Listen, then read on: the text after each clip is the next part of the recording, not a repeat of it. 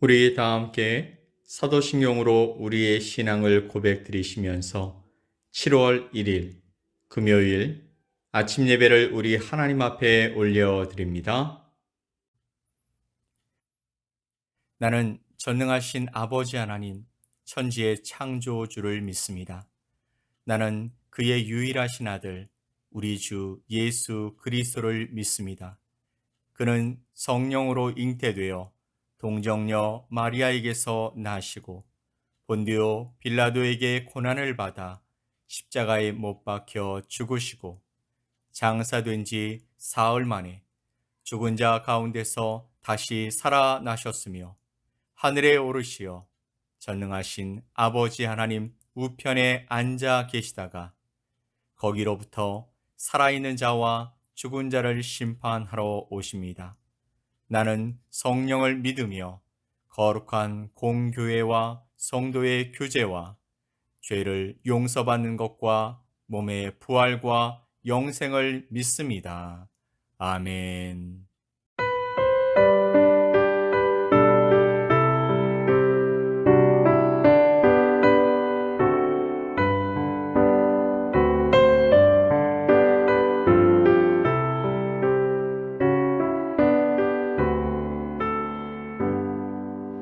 나의 갈 길 다가도록 예수 인도하시니 내 주 안에 있는 긍휼 어찌 의심하리요. 믿음으로 사는 자는 하늘 위로 받겠네.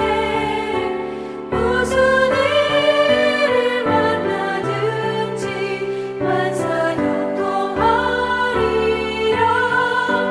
무슨 일을 만나든지 만사 형통하리라. 나의 갈 길 다가도록 예수 인도하시니 어려운 일 당한 때도 족한 은혜 주시네.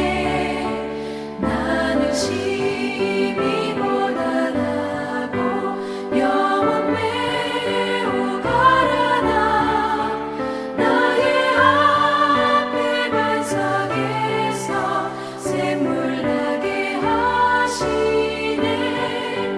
나의 앞에 반석에서 샘물 나게 하시네. 나의 갈 길 다가도록 예수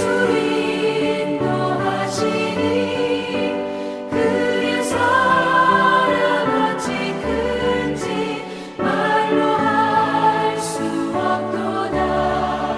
성령 강화 받은 영혼 하늘나라 갈 때에 영영 물을 나의 찬송 예수 인도하셨네.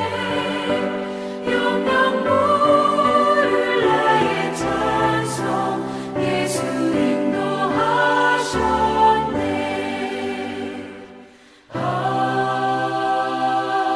아멘.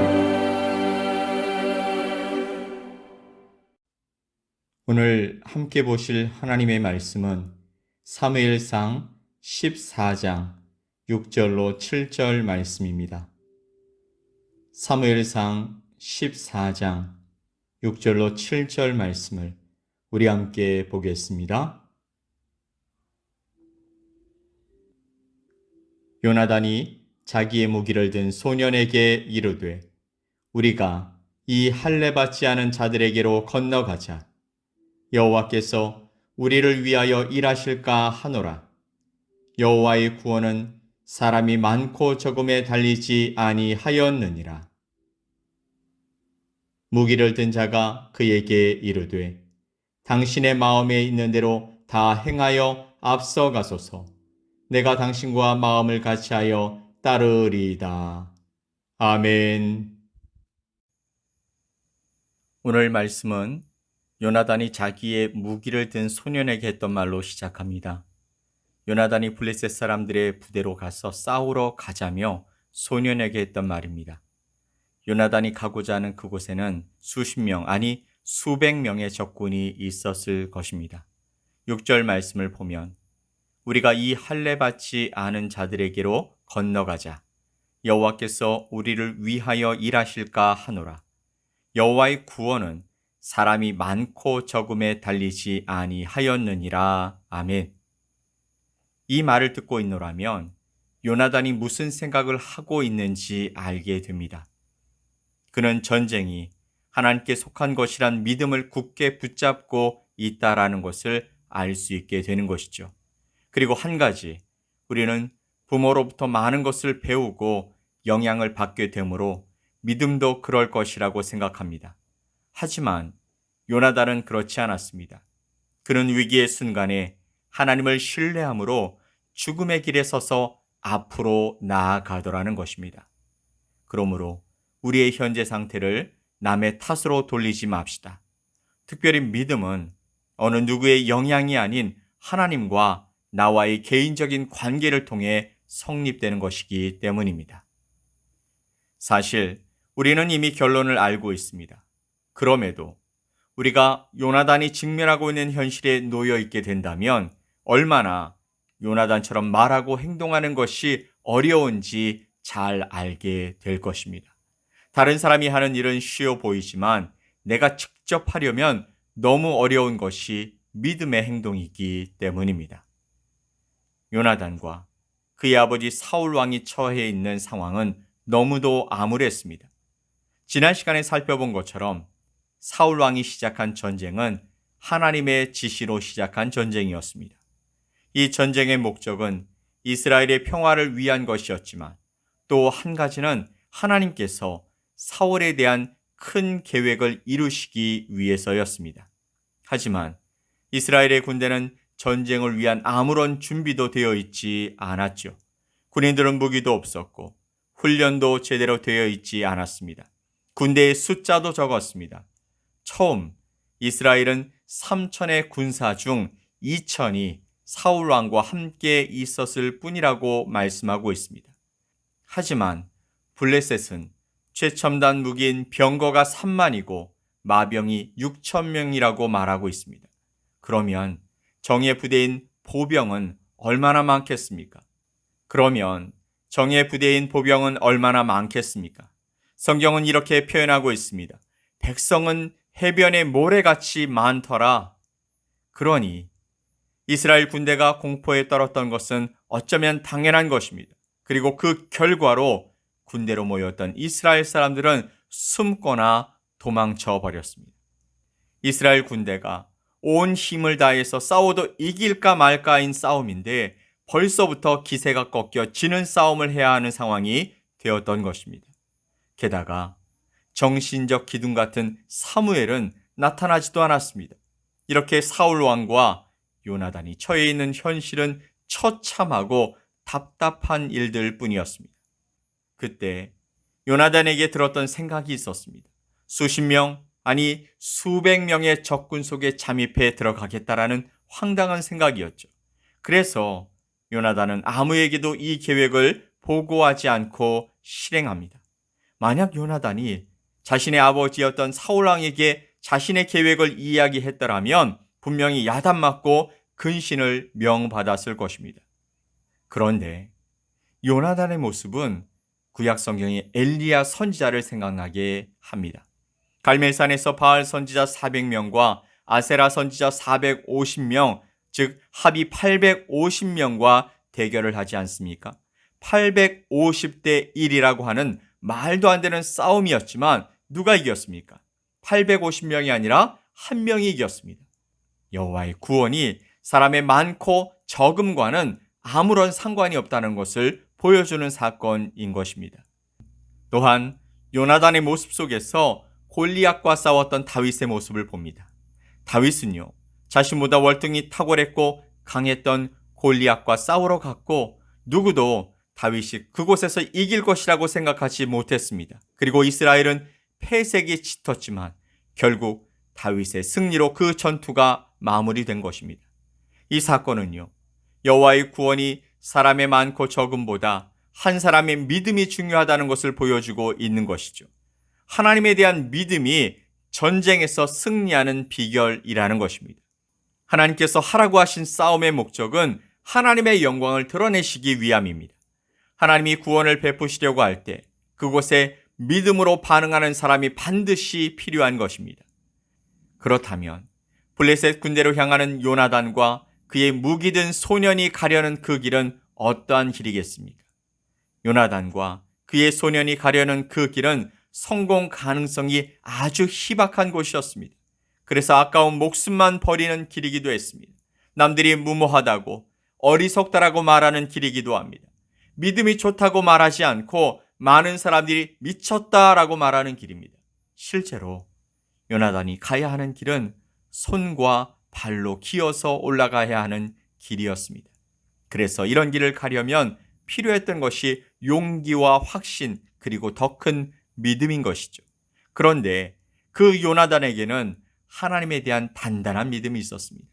하나님이 도우시면 불가능한 것이 없다라는 믿음이었죠. 그런데 요나단은 그 길에 대한 하나님의 사인이 필요했습니다. 그래서 그는 자신과 함께 언제나 전장을 누비는 무기 드는 사람에게 말합니다. 6절 말씀에 우리가 이 할례 받지 않은 자들에게로 건너가자. 여호와께서 우리를 위하여 일하실까 하노라. 여호와의 구원은 사람이 많고 적음에 달리지 아니하였느니라. 아멘. 그러자 7절에서 그가 이렇게 말합니다.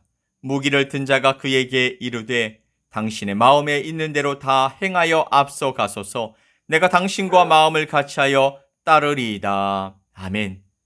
생사를 건 전장을 함께 누볐던, 그래서 어쩌면 자신의 목숨을 맡길 정도의 신실함을 가진 관계 안에서 요나단이 물었더니 그 대답이 내가 당신과 마음을 같이하여 따르겠습니다 라는 것입니다.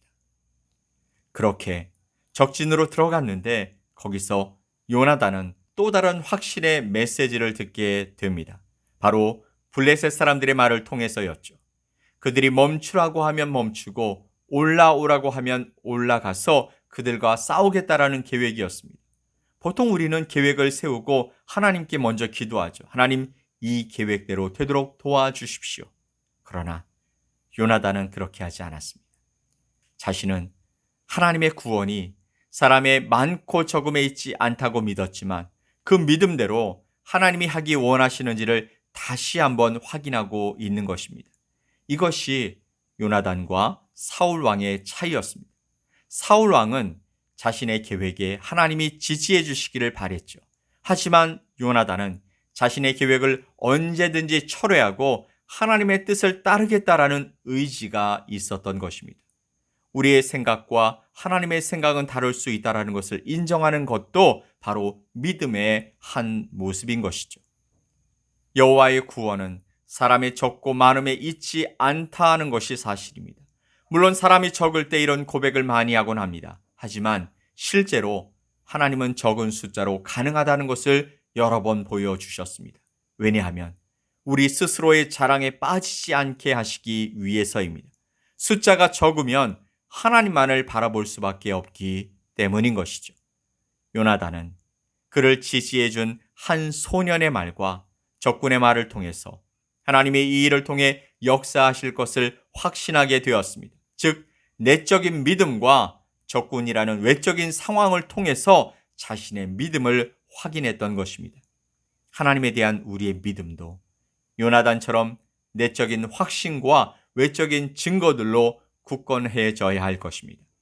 10절 말씀을 보면 그들이 만일 말하기를 우리에게로 올라오라 하면 우리가 올라갈 것은 여호와께서 그들을 우리 손에 넘기셨으니 이것이 우리에게 표징이 되리라 하고 아멘.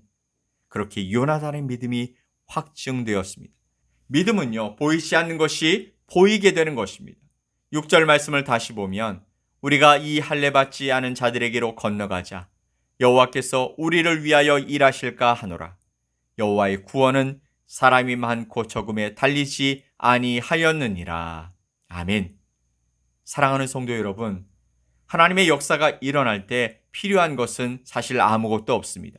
그러나 단 하나, 거기에 하나님의 역사를 믿고 담대히 서서 그 하나님의 역사를 마음과 눈과 그의 삶으로 받아내는 믿음의 사람이 필요한 것입니다. 모세가 그렇게 살았습니다. 다니엘이 그랬습니다. 아브라함이 그렇게 하나님 앞에 순종하며 믿음으로 나아갔고 다윗이 또한 그렇게 살아갔습니다.